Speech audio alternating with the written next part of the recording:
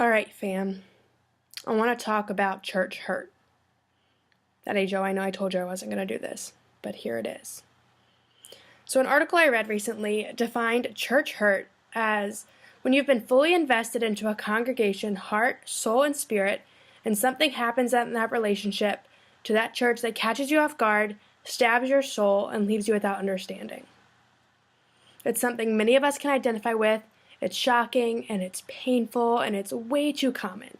I've definitely heard more stories of church hurt than I have of church joy.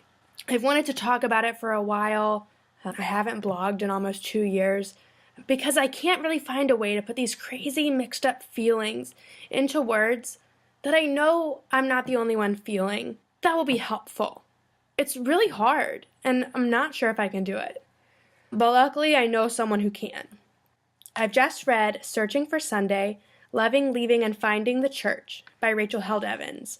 And yes, Eddie Joe, I did finish it. But it's a memoir-esque book in which Rachel kind of wrestles with the church, and as she experiences it, she shares honest, painful, humorous, different encounters that, more often than not, I found myself saying, hey, me too. She recalls this one interaction with a Baptist pastor in which he said, seems to me that for you, the church is like the boyfriend you broke up with 2 years ago, but whose Facebook page you still check compulsively. Hey, me too. So yesterday I was wrestling with my thoughts about the church and my hurt and the messiness of it all, and I'm searching for some speck of hope inside of redemption because I believe in redemption. But if I'm honest, I don't always see it.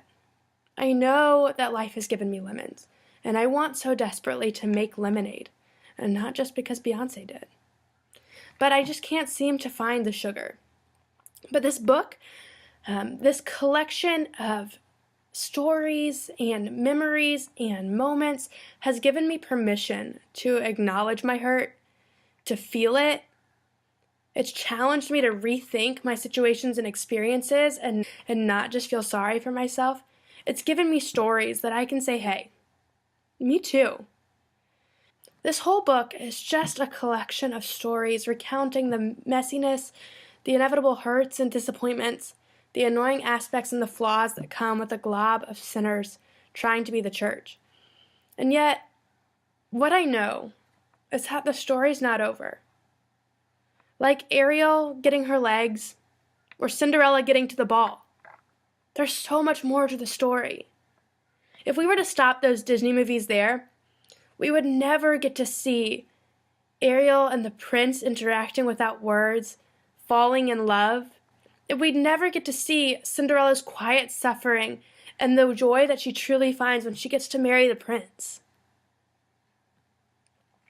A lot of philosophers have kind of noted, and this is how Rachel ends her book, is that Jesus came proclaiming the kingdom. And what we got stuck with is the church. This messy, lousy church. So right now, maybe I can't find the speck of hope or redemption in the church, in my church hurt, or my experiences of messiness. But what I do know is that there are far greater things to come, that the promise of restoration is true, and that the pain is worth the gain for the kingdom.